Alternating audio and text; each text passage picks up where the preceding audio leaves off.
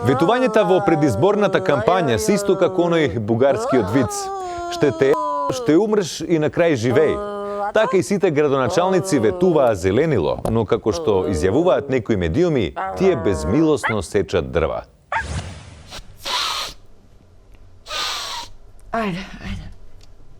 Но овие лаги и небулози со деман се јавија од паркови и зеленило.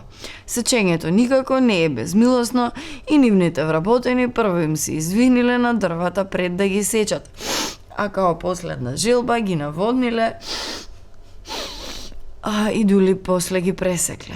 7 работници плачеле додека ги сечеле дрвата, а 2 од нив поради тој хорор морале да посетат и психотерапевт.